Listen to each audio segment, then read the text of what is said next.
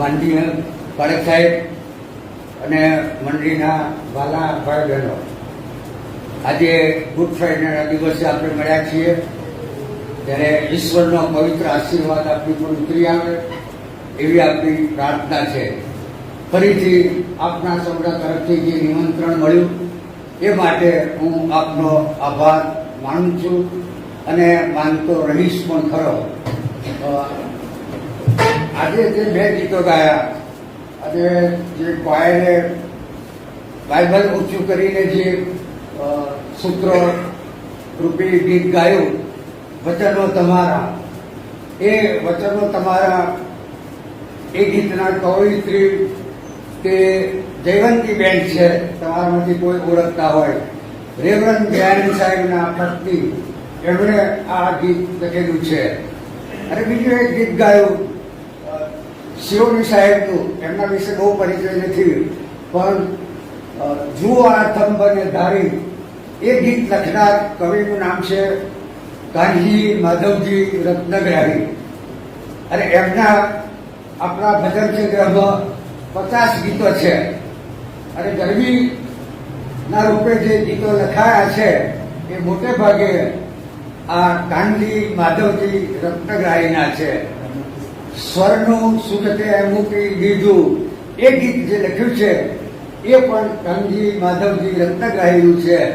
અને આઈરિશ ચર્ચના એક missionary doctor મોહિત સાહેબે તો એવું લખ્યું છે, આપણા ધ્યાન પર લાવવા માટે કહું છું, એમને એવું કહ્યું છે કે આખા દુનિયામાં જે કંઈ સારામાં સારા ગીતો લખાયા છે ઈશ્વરના સમર્પણના સંદર્ભમાં, એમાં ઉચ્ચ કક્ષાના જે ગીતો જુદી જુદી ભાષામાં લખાયા છે એમાંનું એક ગીત એ આ કાનજી માધવજી રત્નગ્રાહીનું છે.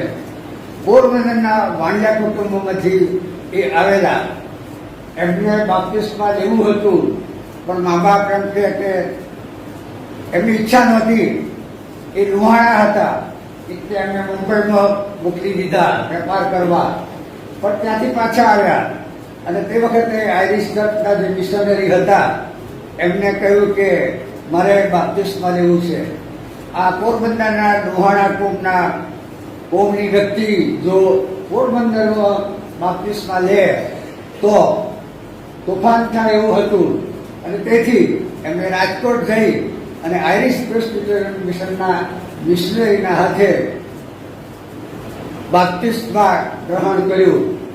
એમના મમ્મીને આ દીકરો બાપ્તિસ્મા લે પસંદ નહોતું, પણ આખરે જ્યારે બાપ્તિસ્માને ગ્રહણ કર્યું ત્યારે એમના મમ્મીએ આ આઈરિશ મિશનના જે મિશનરી હતા એના મેડમને કહ્યું કે મેડમ, હવે આ છોકરો હું તમને સોંપું છું, હવે તમે તેને સંભાળજો. પછી તેમણે ટ્રેનિંગ લીધી ગુજરાત સંયુક્ત ઈશ્વર વિદ્યાશાળામાં, કોલેજ ઓફ ડિવિનિટીમાં, એલિસબ્રિજના કમ્પાઉન્ડમાં, અને પછી એમને બોરસદની બરુખેજ મંડળી એના પાલક તરીકે એ નિમાયા હતા. આ કવિને આપણે યાદ કરીએ. બનતા સુધી આપણે જ્યારે ગીતો ગાઈએ ત્યારે એના કવિને પણ આપણે યાદ કરીએ. અને એના માટે એવું કહેવાય છે કે વૃખીલથી બોરસદમાં જ્યારે ગાય પૂરી હોય ત્યારે આ સાહેબ તે પગે ઘૂઘરા બાંધીને નાચતા. આ કવિ રત્નગ્રાહીને એમના જીવનને માટે આજે આપણે આભાર માનીએ છીએ. આજનો જે દિવસ છે તે વધસ્તંભનો દિવસ છે. અને વધસ્તંભને યાદ ના કરીએ તો ચાલે નહીં. આજનું જે આપણું આધાર સૂત્ર છે તે 1 કોરિન્થી 1 અધ્યાય અને 18મી કલમ. ત્યાં આ પ્રમાણે લખેલું છે, કેમ કે નાશ પામનારાઓને માટે વધસ્તંભની વાત મૂર્ખતા જેવી છે, પણ અમને ઉદ્ધાર પામનારાઓને તો તે દેવનું સામર્થ્ય છે. એક એવી વ્યક્તિઓ છે કે જેમને આ વાત મૂર્ખતા જેવી લાગે છે, અને એ લોકો એમ કહે છે કે આ આડા અને ઊભો એક લાકડું હોય અને એની ઉપર કોઈ મૃત્યુ પામે એનાથી તો કોઈ તારણ થતું હશે? આવું કહેનારા પણ છે. અને બીજા એમ પણ કહે છે કે જુઓ અથંબને ધારી ધારી બેઠે પ્રભુ વેદના ભારી. એક પક્ષ એને સામર્થ્ય કહે છે, બીજો પક્ષ એને મૂર્ખતા કહે છે. ઉદ્ધાર પામનારાઓને માટે વધસ્તમ સામર્થ્ય, ઈશ્વરનો સ્વીકાર, વિજય અને ઉત્થાન છે. અને પણ જે લોકો નાશ પામનારા છે તેઓને માટે એ મૂર્ખતા છે, પ્રભુ પ્રત્યે અનાદર છે, પતન છે અને પરાજય છે. ઈશ્વરમાં આપણે આભાર માનીએ કે આપણા માટે વધસ્તમની વાત એ મૂર્ખતા નથી. આપણા માટે આ વાત મૂર્ખતા છે નથી. તો એક વખતે બે બહેનો, બે મહિલાઓ, એમને બેનપણા હતા.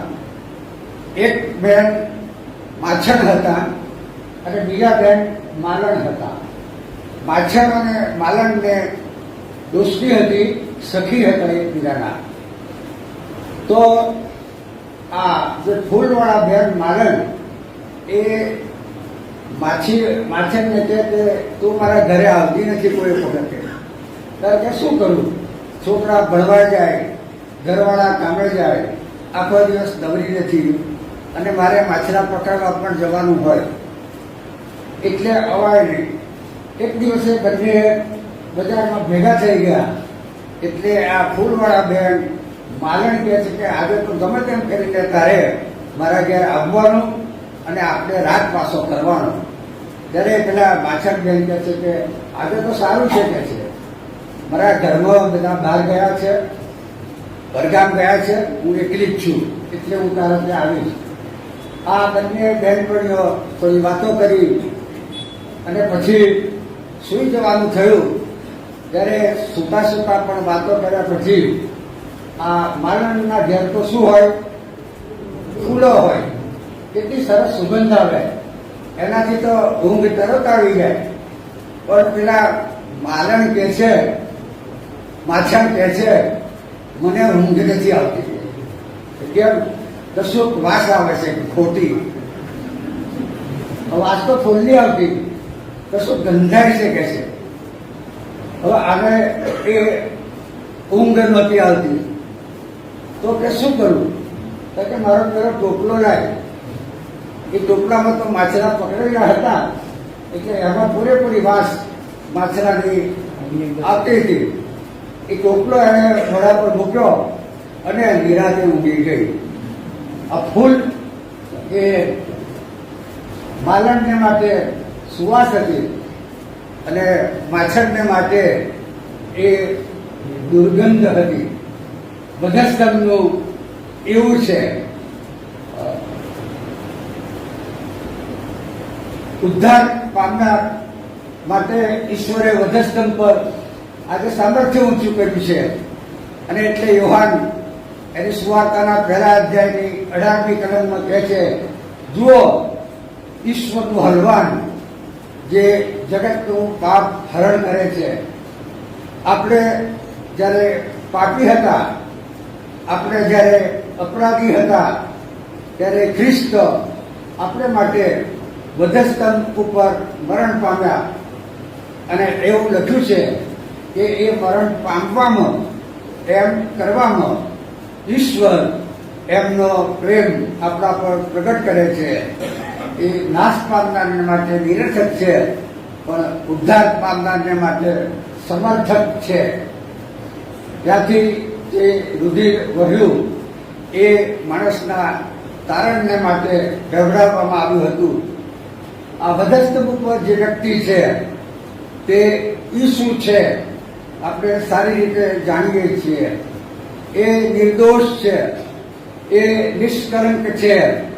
યશાયા 53માં આપણે વાંચવા મળે છે ઈસુ વિશે કે એમણે પાપ કર્યું નહોતું, અત્યારે આપણે એ વચનો વાંચવામાં પણ આવ્યા, દોષિત ઠરાવાયા, આપણા પાપ એમણે માથે લીધા, એમણે કષ્ટ બેઠા, ભાલા ખીલાથી એ વિંધાયા અને કાતરનારની આગળ ઘેટી મૂંગી રહે, એટલે છૂટકો નથી થતો ઘેટીને, મૂંગી રહે એમ ઈશ્વરે વો ઉભાર્યું નહીં.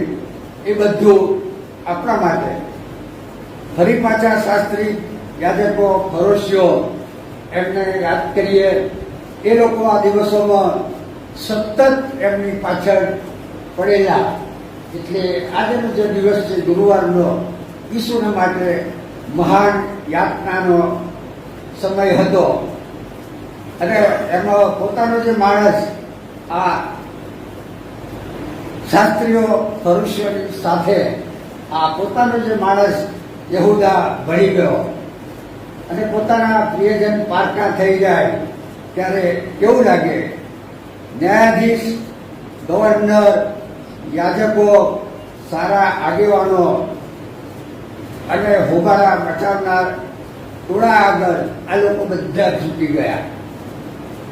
પેલી સાંગેની સભાના સભ્યો ઝૂકી ગયા, રોમન ગવર્નર ઝૂકી ગયો, પ્રમુખ યાજક ઝૂકી ગયો અને નિર્દોષ ઈસુને દોષિત ઠરાવાયા.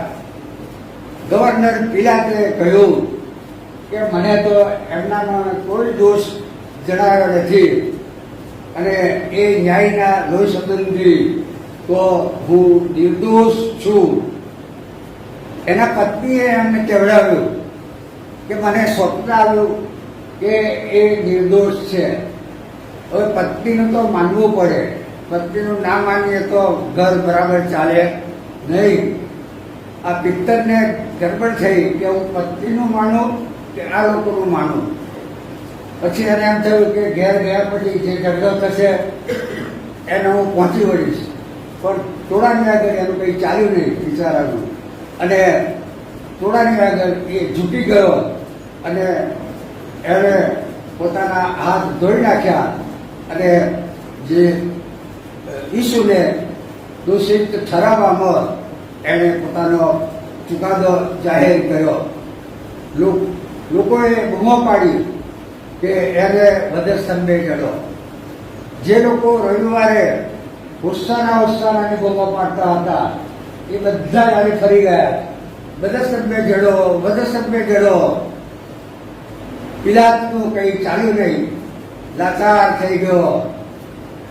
તમે જાણો હું શું કરું? આવા સંજોગોમાં આપણે પણ લોકોને રાજી રાખીએ છીએ. જેનું જે થવાનું હોય તે થાય, ખોટા શા માટે પડીએ? અને જે પાણીએ મગ ચડતા હોય એ પાણીએ મગ ચડવા દો. મૌન રહીએ છીએ. પિલાતે લોકોને રાજી રાખવાને માટે લૂંટારા બારાબાસને છોડી દીધો. આ બારાબાસ તો બહુ ભયાનક લૂંટારો હતો, એની ધાક હતી અને એવા માણસને આ લોકોએ છોડી દીધો અને ઈસુને કોરડા ભરાવીને ન્યાય સભાને સોંપ્યો. ઈસુની જે ન્યાયની કાર્યવાહી થઈ એ પણ વિચિત્ર હતી. જે કેસ ચાલ્યો એ કેસ સમજવા જેવો છે. રાત્રે કેસ ચાલ્યો, ગુરુવારે સાંજના એમને પકડ્યા, આખી રાત કેસ ચાલ્યો. પ્રમુખે આપે કે પિલાતની પાસે મોકલે, પિલાત રોમન સલ્તનતની પાસે મોકલે, એ પાછા સાંજની સભાના એની પાસે.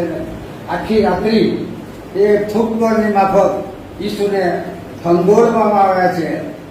અને તે વખતે ઈસુના ન્યાયની કાર્યવાહીનો જે કેવળ દેખાવ, તે કેવળ દેખાવ હતો. તે વખતે રોમન કાયદા અને ઇઝરાયેલના કાયદા, એટલે જે સત્તા ચલાવતા હતા એમના અને જે પ્રજા હતી યહૂદી, બંનેના કાયદાઓ જુદા હતા. અત્યારે મુસ્લિમ લોકો પોતાના શરીયતના કાયદાને આગળ કરે છે અને કહે છે બંધારણ કરતા અમે એને વધારે માનીએ છીએ. એમ યહૂદીઓના કાયદા તે જુદા હતા. યહૂદીઓ માટે ન્યાય કરવો હોય તો સાંહેદ્રિન સભા એ એમની સુપ્રીમ કોર્ટ જેવી હતી. એમાં વડીલો હતા, શાસ્ત્રીઓ હતા, યાજકો મળીને 70 સભ્યોની એ સુપ્રીમ કોર્ટ જેવી હતી અને 71માં પ્રમુખ યાજક. આ સાંહેદ્રિન સભાને મરણદંડ ફરમાવવાની સત્તા હતી. પહેલા એ લોકો ઘણાને પથ્થરે મારો એમ કહીને ન્યાય ચુકાદા આપતા, પણ જ્યારથી રોમન ગવર્નર આવ્યું ત્યારથી એમને કહ્યું કે એ સત્તા તમારી નથી, એ સત્તા તો રાજ્યની હશે, તમે આ સત્તાનો અમલ કરી શકશો નહીં. અને તે વખતે મારી નાખવા માટે 4 રીતો હતી. એક પથ્થરો મારીને મારવાની હતી, બીજું અગ્નિમાં બાળી નાખવાની શિક્ષા હતી, ત્રીજું એનો શિરચ્છેદ કરવાનો નિયમ હતો અને ચોથું ગળે ફાંસો લઈને મરણદંડ અપાતો હતો. આ યહૂદી નિયમો હતા. પણ રોમન સત્તા પછી આ લોકો આવી શિક્ષા કરી શકતા નહોતા. આ સભામાં હું તમને કહું, આ સભામાં ઈસુના મૃત્યુ પછી એક જણે એમનું શબ્દ માગ્યું. કોણે? આરિમથાઈના યુસફે. એક વ્યક્તિ એવી હતી કે રાત્રે ઈસુ પાસે જ્ઞાન લેવા આવેલી, નિકોદેમસ. આ બંને પણ એ સભાના સભ્યો હતા. એમનું પણ ત્યાં શું ચાલે? એક બાજુ 22 જણા, એક બાજુ 2 જણા. આ ન્યાય જ્યારે કરવામાં આવતો ત્યારે જે લોકો સાક્ષી તરીકે આવે એ સાક્ષીકો મન ફાવે તેમ ફલાણાને નોકરી દઈએ, ફલાણાને નોકરી, એવું ચાલતું નહોતું. સાક્ષીઓ માટે પણ નિયમ હતો કે જુગાર રમતો ના હોય, એ ચોર ના હોય, એ ગોવાળીઓ ના હોય, એ પ્રામાણિક હોય, એ કબૂતરની શરત મારનાર ના હોય, એ વ્યાજ લેનાર ના હોય, એ ગુનેગાર ના હોય અને એ આરોપીનો સગો ના હોય, દુશ્મન ના હોય કે મિત્ર ના હોય. પણ આની કોઈ પણ શરત મન ફાવે તેવા સાક્ષીઓને ઉભા કરી દેવા હતા. કબૂતર વેચનારા પણ હતા, જુગારી પણ હતા. અને કે છે દુશ્મન ના હોય, ઈસુના બધા જ દુશ્મનો ત્યાં સાક્ષી તરીકે આવ્યા હતા. ઈસુના મુકાદમામાં સાક્ષીઓની આ પાત્રતા ધ્યાનમાં લેવાઈ નહોતી અને એકબીજાની સાક્ષીઓ મળતી આવતી નહોતી. અને છતાં પણ એ જુઠ્ઠી સાક્ષીના દ્વારા ઈસુ પર આક્ષેપો મુકાયા. કયા કયા? પોતાને ઈશ્વરનો દીકરો ગણાવે છે. હવે હતા જ, એ તો ઈશ્વરનો દીકરો હતા જ. એમાં ગણાવવાનું શું હતું અને એમાં જૂઠું કે ખોટું શું હતું? એ તો એમનું સાચું કથન હતું, પણ એને આ લોકોએ ગુનો ગણ્યો. કે છે એ દુર્ભાષણ કરે છે, રાજ્યને એટલે કાયસારને કર આપવાનું ના કહે છે. એવું તો ઈસુએ કંઈ કહ્યું જ નહોતું. પેલા કર્મની વાત આવી ત્યારે અમે પિત્તરને કે કોઈ શિષ્યને કહ્યું કે ગલ નાખ, અને જે માછલી આવે એમાંથી નાણું નીકળ્યું, એમને કર ભર્યો. એટલે કર નથી ભરતા એ આરોપ પણ ખોટો હતો. આ ઈસુ એમ કહે છે કે આ મંદિર તોડી નાખો અને 3 દિવસમાં ઊભું કરીશ, એવો ગુનો એમની ઉપર દાખલ કરવામાં આવ્યો. એમાં ક્યાં ગુનો હતો? ઈસુએ તો પોતે માણસના હૃદયને મંદિર કહ્યું હતું અને એ પોતે પણ ઈશ્વરનું મંદિર હતા. એટલે એ મંદિરને તોડી નાખીને 3જા દિવસે ઊભું કરવાનું કહ્યું હતું. અને એટલે અમને પછી કરી બતાવ્યું. અને 5મો કેસ એમ કહ્યું કે પોતાને રાજા કહેવડાવે છે. આ ખોટા આરોપો આ રીતે મૂક્યા. એમનો જે કેસ તે પુરવાર થયો નહીં. સાંગેન્દ્રિય સભાએ ગુનેગાર ઠરાવ્યા અને ઈસુને સરકાર સમક્ષ મોકલ્યા. હવે સરકારનું કામ. પિલાતે કેસ ચલાવ્યો. એને પણ નિર્દોષ ઈસુને ઈસુ નિર્દોષ જણાયા. પણ લોકોના આગ્રહથી એણે દોષિત જાહેર કર્યા. ન્યાય દબાવી દીધો. બારાબાસને છોડી દીધો અને ઈસુને વધસ્તંભે જળવાને માટે સોંપ્યા. એક ખૂની બારાબાસને છોડી દેવામાં આવ્યા અને જે ખૂની ન હતા એમને દોષિત ઠરાવ્યા. નિર્દોષ ઈસુને એ દિવસે રાત્રે ગુનેગાર ઠરાવ્યા. પિલાતે એની ખુરશી સંભાળી અને સ્વર્ગની ખુરશી જતી કરી.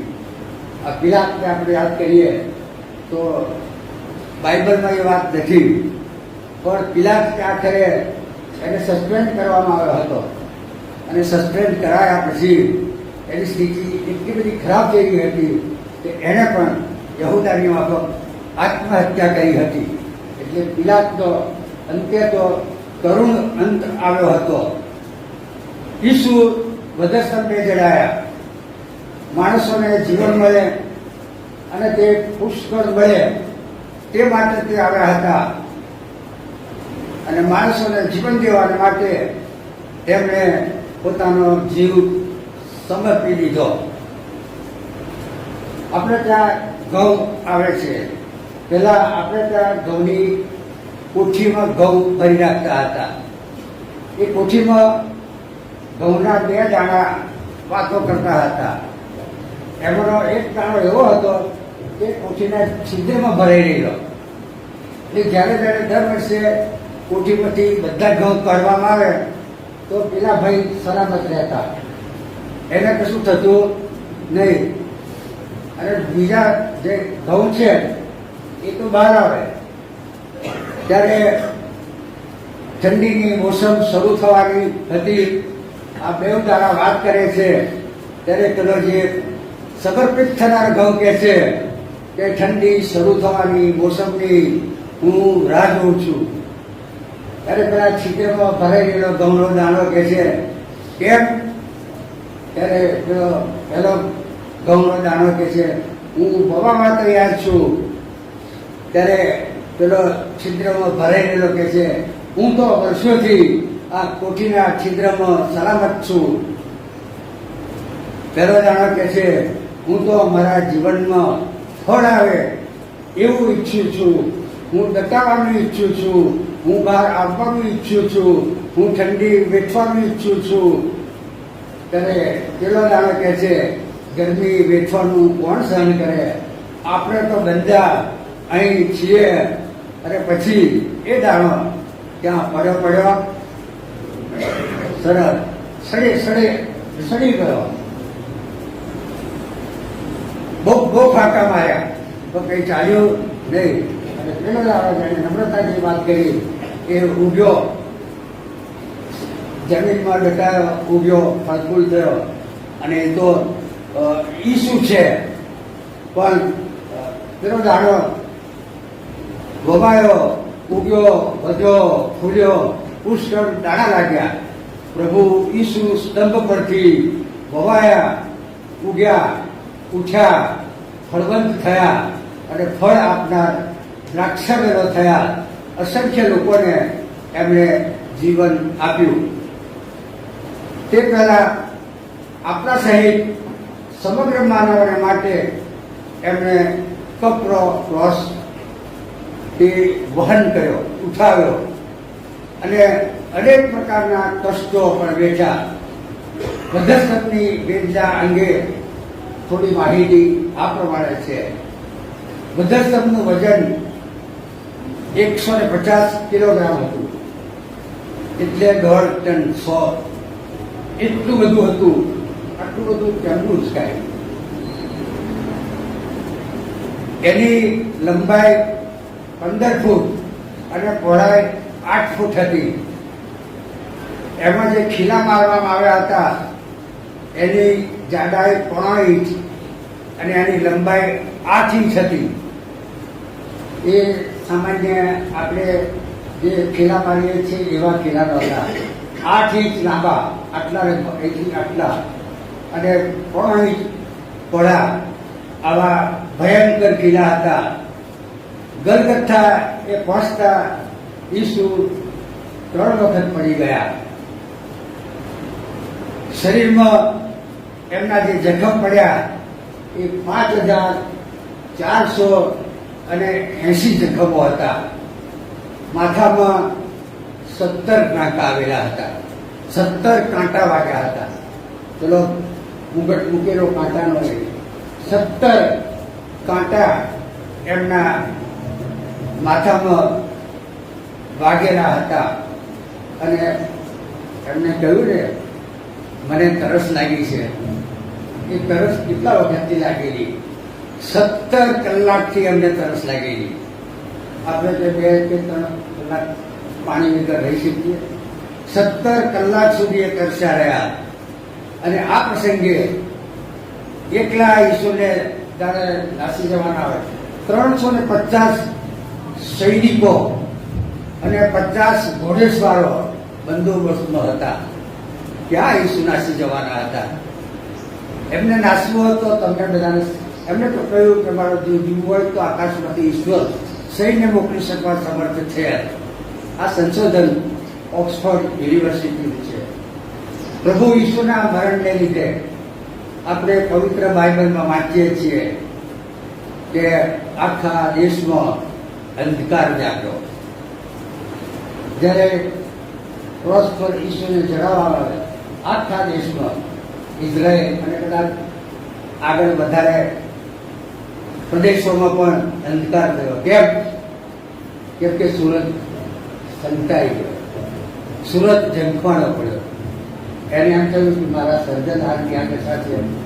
એટલે સુરત ઝંખવાણો પડ્યો અને આખા દેશમાં અંધકાર થયો.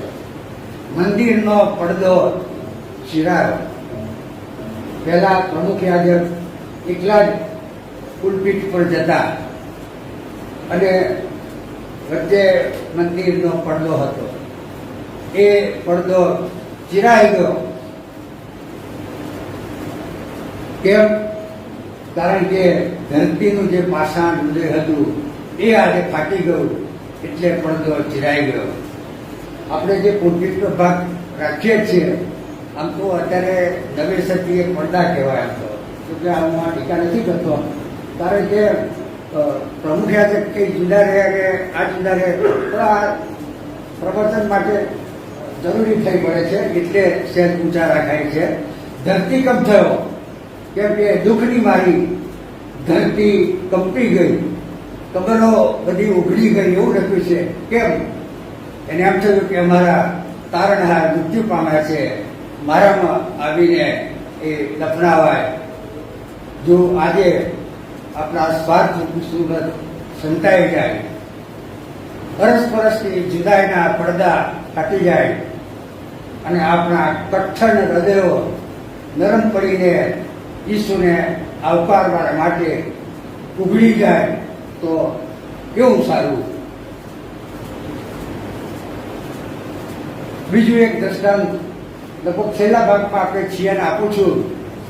એક વિવાહિત પતિએ એની વિવાહિત પત્ની, વિવાહિતા કહીએ, પત્ની તો લગ્ન થયા પછી કહેવાય, કન્યાને બચાવી. આ એક લોકગીત છે સોનલ ગરાસણીનું. સોનલ રમતી રે ગઢડાને ગોખે જો, ગઢડાને ગોખે જો, અને રમતા જલાડી સોનલ ગરાસણી. એ રમતી હતી અને પકડી લેવામાં આવી લૂંટારુએ, અને લૂંટારુઓને લઈ જતા હતા. આડો આવ્યો સોનલ દાદાનો દેશ જો, દાદાનો દેશ જો. સોનલે જાણ્યું જે દાદો છોડાવશે. દાદે લીધા સોનલ ધોળુડા ધણજો. ધોળુડા ધણ એટલે ગાય અને બળદો એ આપ્યું લૂંટારાઓને. સોનલે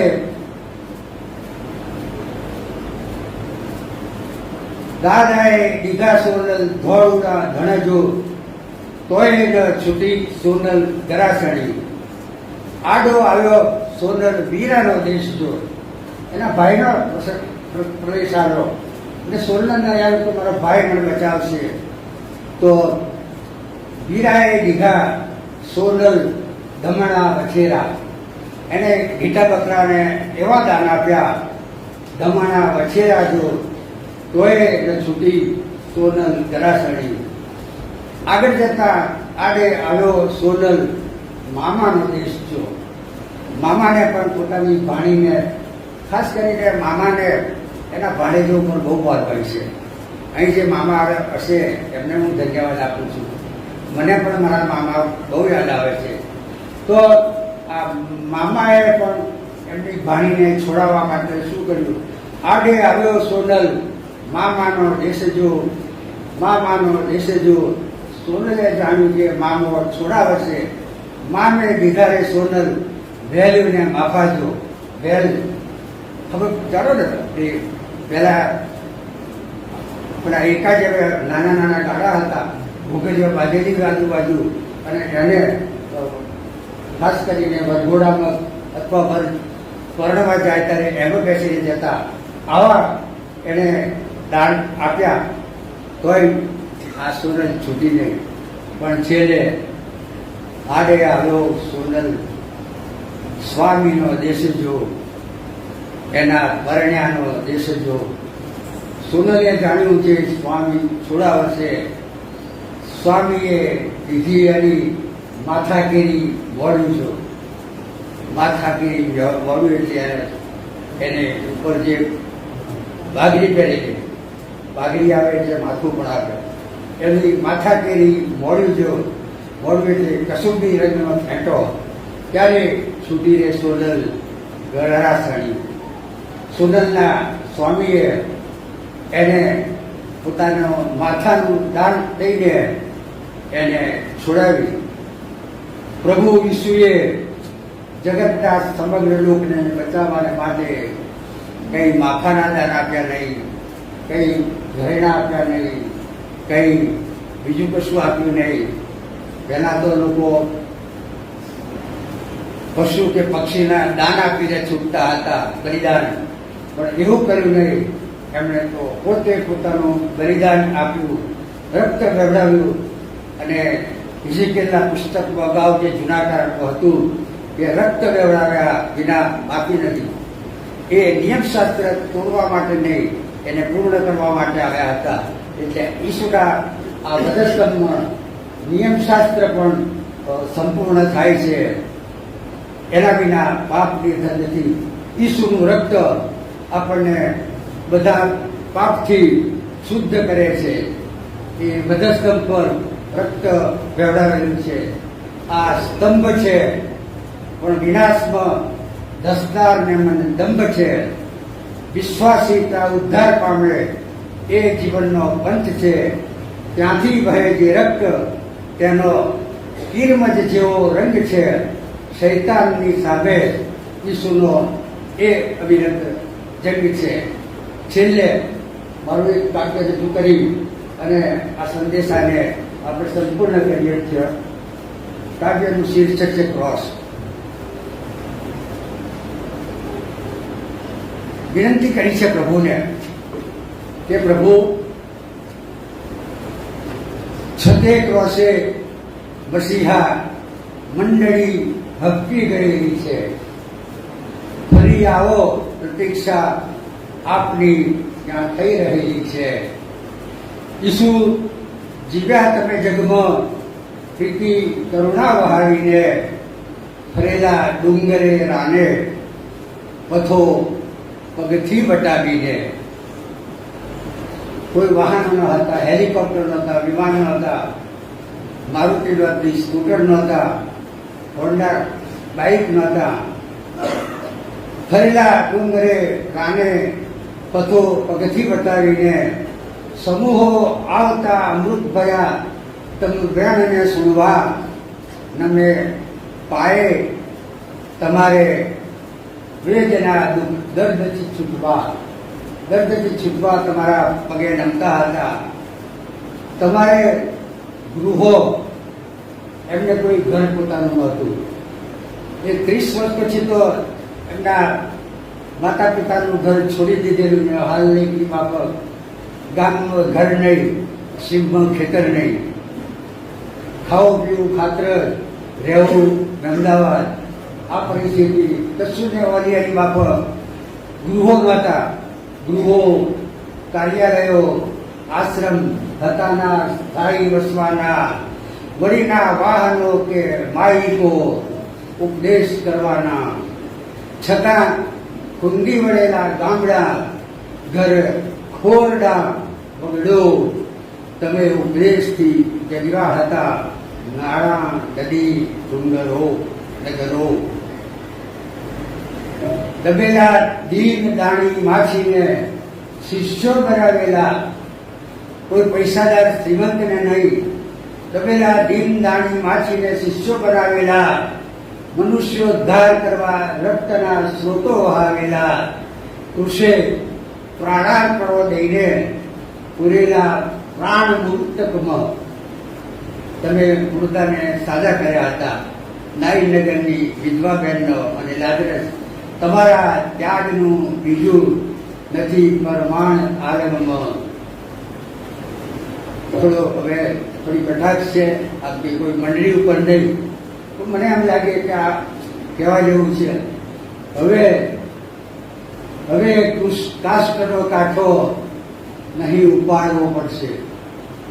પ્રભુ, હવે તમે ફરી આવો ને ત્યારે હવે કાષ્ટનો કાંઠો નહીં ઉપાડવો પડશે, નહીં ક્રોસે જડાવાને કઠિન પથ કાપવો પડશે. હવે તમારે આવો કઠણ રસ્તાઓ પર જવું નહીં પડે. અમે બધું સરળ કરી દીધું છે. કેમ? અમે બાંધેલ મંદિરમાં ઊંચે ગોઠવેલા છે. અમે બાંધેલ મંદિરમાં ઉપર ક્રોસ ગોઠવેલા છે અને રૂપાળા શોભતા એ ક્રોસ આરસથી ભરેલા છે. તમે તો લાકડાના ક્રોસ પર ગયા. પ્રભુ, અમે તો આરસના ક્રોસ તમારા માટે તૈયાર રાખ્યા છે. તમે તો ઓ મસીહા લાકડાનો ક્રોસ ઉચકેલો, અમારા કંઠમાં સોહે સુવર્ણ ક્રોસ ઉપસેલો. ઈસુજન આપને નામે ગળામાં ક્રોસ રાખે છે. બડી વિપરીત વેળા વસ્ત્ર નીચે ક્રોસ ઢાંકે છે. ઈસુજન એટલે સભ્યો આપને નામે ગળામાં ક્રોસ રાખે છે, પણ મુશ્કેલીના સમયે વસ્ત્ર નીચે ક્રોસ ઢાંકે છે. તમે ના પૃથ્વી ઉપર રાજ્યનો પાયો જમાવેલો. તમે કોઈ રાજ્યની સ્થાપના કરી છે. પવિત્ર ક્રોસ ઉચકી પ્રેમનો માહોલ સ્થાપેલો. અમે તો પ્રેમને નામે શબ્દ પર સામ્રાજ્ય સ્થાપ્યા છે. અને આ ક્રોસને ઓથે વિવાદો બહુ ગજાવ્યા છે. તમે ક્રોસે જતા પૂર્વે દબાણોને હટાવેલા અને મંદિરમાં ઘૂસી ગયેલા ને ભગાડેલા. ફરી આ પૃથ્વી પર પાછી દશા વણસી ગયેલી છે. ફરી આવો પ્રભુ, સૃષ્ટિ દુઃખે વણસી ગયેલી છે.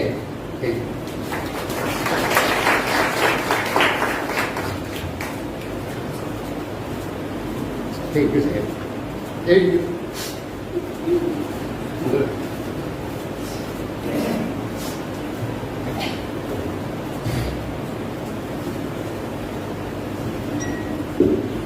વાસ્તવમાં આજનો ગુડ ફ્રાઇડે